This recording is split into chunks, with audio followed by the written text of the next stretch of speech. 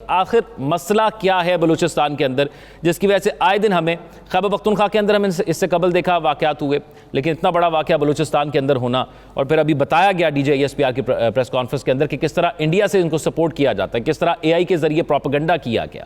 تو مسئلہ ہے کیا وہاں پر ان لوگوں کو جو یہ قدم اٹھا رہے ہیں؟ سب سے پہلے تو وہ تمام جو پاکستانی کسی بھی صوبے سے ہیں جن کو افسوس ہوا، جن کے دل دکھے اور اپنے ملک میں اس طرح کی ایک دہشت گردانہ جو صورتحال پیدا ہوئی، اس کے بعد جو صورتحال ڈیولپ ہوتی ہے تو کئی سوالات جو ہیں وہ جنم لیتے ہیں آپ کے دل و دماغ میں.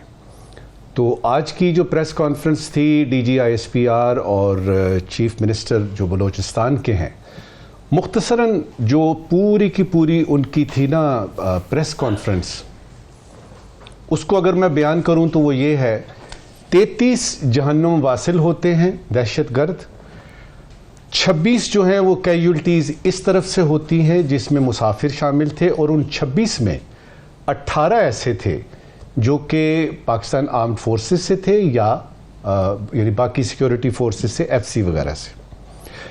دوسری اہم بات جو سمجھ میں آئی وہ یہ کہ اس کے تانے بانے جو ہیں وہ افغانستان سے ملتے ہیں اور انڈیا سے ملتے ہیں، کیونکہ during that press conference we saw certain images of Kulbhushan Yadav also. تانے بانے جو ہے کہاں سے مل رہے ہیں؟ افغانستان سے. اور وہ پھر اس کے بعد ہمیں پتہ لگا کہ یہ سارے کا سارا جو ہے یہ کوئی انڈیپینڈنٹ ایکسکلوسیو واقعہ نہیں ہے، یہ part of a bigger game ہے جو کہ ہمیں بتایا گیا. اور اس طرح کا اس کا مطلب ہے کہ اور بھی ہم توقع رکھ سکتے ہیں. یہ ساری صورتحال ہے جس کے جو کہ یعنی پریس کانفرنس میں بتائی گئی. حوصلہ بھی ہوا کہ ہم اس قابل ہیں کہ اگر ہمیں شب خون مارا جائے یا سافٹ ٹارگٹ کو ڈھونڈ کے کیا جائے تو وہ ہو گیا. جس طرح انہوں نے بتایا کہ کچھ لوگ ایسے تھے جو آپریشن شروع ہونے سے پہلے ہی اپنی جان دھو بیٹھے، اس کا تو کچھ نہیں کیا جا سکتا، لیکن جو ہی حرکت میں آتی ہیں سیکیورٹی فورسز تو 36 گھنٹے میں یہ ہو گیا. اب یہ کہ آپ نے پوچھا ایک بلوچستان کے بارے میں، تو بہت زیادہ ضروری ہے، میں یعنی بات اپنی مختصر کروں گا، پورا پینل آپ کے سامنے موجود ہے. دیکھتے ہیں کہ کس طریقے سے اصل میں ہے یعنی مسئلہ کیا ہے. اس میں بلوچستان کی جب بات آتی ہے، دیکھیے گا کہ ایک بلوچستان تھا جو بگٹی کے واقعے سے پہلے کا تھا، ایک بلوچستان ہے جو بگٹی کے واقعے کے بعد کا ہے. جو پہلے کا تھا اس میں جام تھے، جمالی تھے، بگٹی تھے، اور ان کا حکومت وقت کے ساتھ کوئی بھی حکومت ہوتی، چاہے پیپلز پارٹی کا ہے، چاہے نون لیگ کا ہے یا کوئی بھی ہے، ان کے ساتھ بات چیت ان کی چلتی رہتی تھی، ماحول کنٹرول میں تھا. اور یہ وہ لوگ ہیں جن کو واقعی اکثریت حاصل تھی، ووٹ لے کے آتے تھے. بگٹی کے واقعے کے بعد کا بلوچستان جو ہے نا، اور خاص طور پہ پچھلے 3-4 برسوں میں جو حساب کتاب ہے جی، اس کو دیکھنا بڑا ضروری ہے.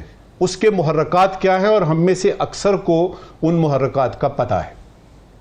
ایک اور چیز بڑی ضروری جاننے والی ہے کہ جب ہم بلوچ کی بات کرتے ہیں تو اب دیکھیے نا، اس میں براہوی بھی ہیں، وہ بھی کہتے ہیں جی ہم بلوچ ہیں. بلوچ جو ہیں وہ بارخان والے بلوچ جو ہیں وہ تو سرائکی بولتے ہیں. پھر آپ کے لغاری اور وہ جو مزاری ہیں وہ بھی بلوچ ہیں. پھر جو بلوچ اٹ سیلف بلوچ ہیں جو کہ بلوچی بولتے ہیں، بلوچی اور براہوی جو ہے یہ دو مختلف زبانیں ہیں. پھر مکران کا علاقہ، پھر اس میں آپ کا یہ جو یعنی گوادر کا آتا ہے حساب کتاب، پھر آپ کا یعنی پسنی اور یعنی یہ وہ جو آپ کا پنجگور علاقہ ہے، وہاں پہ اب یہ مسئلہ جو ہے وہ معاشی بھی ہو گیا، معاشرتی بھی ہو گیا، اس میں نسل ذات وہ بھی آ گئی، اور سب سے بڑھ کے دہشت گردوں نے اپنے لیے جگہ ڈھونڈنی شروع کر دی. اور اب آپ کو پتہ لگے گا کہ تانے بانے جو مل رہے ہیں نا، دشمن جو ہے وہ باہر سے، افغانستان کی طرف سے اور انڈیا کی طرف سے. اب جو باہر کے دشمن ہیں وہ آپ کو بتا کے تو نہیں کریں گے نا. اگر اتنے بہادر ہوتے کہ بھئی ہم حملہ کرنے لگے ہیں تو پھر وہ بتا کے کرتے. وہ یعنی ہمیشہ شب خون مارتے ہیں. اور ہمیں بتایا گیا اسی پریس کانفرنس میں کہ سوائے لسبیلا کے واقعے کے تمام جو واقعات ابھی تک ہوئے ہیں وہ سافٹ ٹارگٹ تھے، لوگوں کو بسوں سے اتار کے. اور یہ ڈائیلاگ کرنا ہے.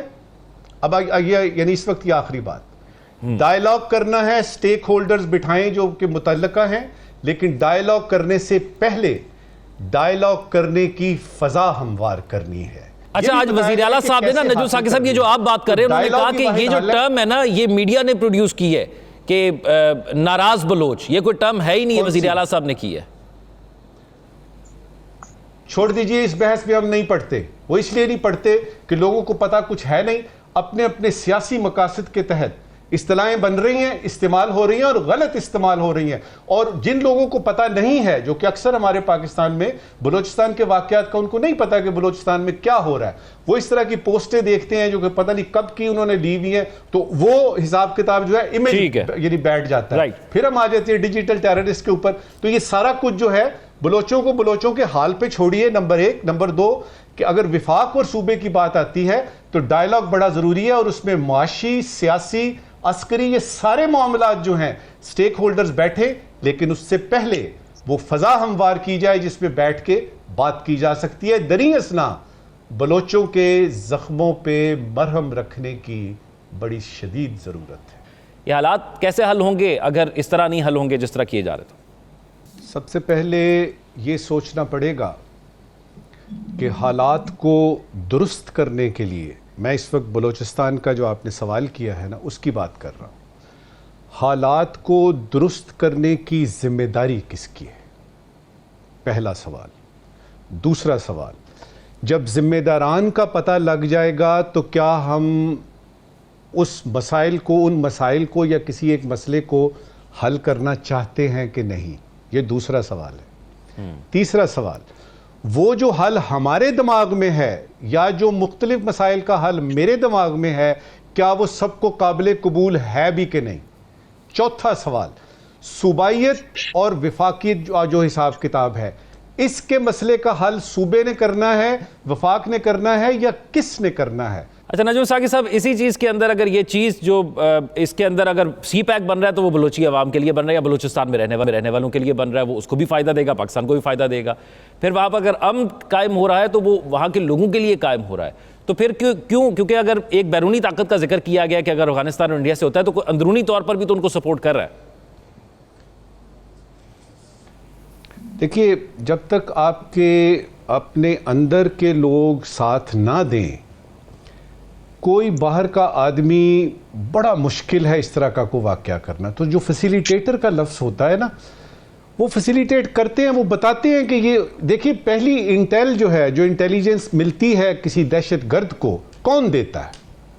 کیا وہ سیٹلائٹ کے ذریعے ہی سارا کچھ پتا کر لیتے ہیں کہ کون سی یونٹ نے کدھر جانا ہے اور کون سا اس وقت کاروان کس طرف جا رہا ہے اور کون سی بس میں اس وقت ہزارے ہیں وغیرہ وغیرہ؟ یہ اندر کے لوگ ہیں نا. تو فیسیلیٹیٹرز کو بھی دیکھنا پڑتا ہے، اور مصیبت ہی یہاں پہ آ کے پڑتی ہے. آپ باہر کے دشمن کو جو باہر نظر آ رہا ہے اس سے تو مقابلہ کر سکتے ہیں، یہ جو اپنے اندر دوستوں کی شکل میں آس پاس ہیں ان کا کیا کرنا ہے؟ اور اس میں ایک بڑی ضروری بات ہے، ابھی یہ بات ہو ہی رہی ہے کہ پی ٹی آئی جو ہے وہ یہ کہہ رہی ہے اور عمر ایوب یہ کہہ رہے ہیں. مجھے یہ بتائیے گا، اور آپ کے سارے ناظرین بھی ذرا اس سوال پہ سوچیں، کہ اگر اس وقت یہ جعفر ایکسپریس کا واقعہ پیش آیا ہے، اگر عمران خان پرائم منسٹر ہوتے تو کیا وہ باتیں وہ نہ کر رہے ہوتے جو شہباز شریف نے کی ہیں؟ اگر عمران خان صاحب اس وقت پرائم منسٹر ہوتے تو کیا آصف خواجہ آصف وغیرہ جو ہیں پیپلز پارٹی، بلاول زرداری وغیرہ، حکومت کو انہوں نے نشانہ نہ بنایا ہوتا کہ آپ یہ نہیں کر رہے، آپ وہ نہیں کر رہے؟ اصل مسئلہ ہمارے اندر ہے، ہمارا قبلہ درست نہیں ہے. ہم سمجھتے ہیں ہم اپوزیشن میں آئے ہیں، جو حکومت کچھ بھی کر رہی ہے. اور ایک بات بڑی ضروری ہے یہاں پہ کرنی، وضاحت کرنی. دیکھیے، ایک مسئلہ ہوتا ہے سیاسی، اس کے آپ کے ویو پوائنٹس ہو سکتے ہیں، آپ کا بیانیہ یہ ہے، میرا بیانیہ یہ ہے. ایک ہوتا ہے مسئلہ ریاست کا، پاکستان کی ایگزسٹنس کا، پاکستان کا. اس میں سب کو ایک ساتھ ہونا چاہیے، اور اس میں یہ ہے کہ لڑ لیں گے یار ہم، یعنی کر لیں گے، پارلیمنٹ موجود ہے نا، بحثیں کر لیں گے. اصل چیز کیا ہے کہ آپ نے دیکھنا ہے کہ یہ والا وقت نہیں ہے اس طرح کے مسائل اٹھانے کا، ایک دوسرے پہ بات کر کے، بلیم گیم آپ کر کے تو کیا یعنی مسئلے کا حل کر لیں گے؟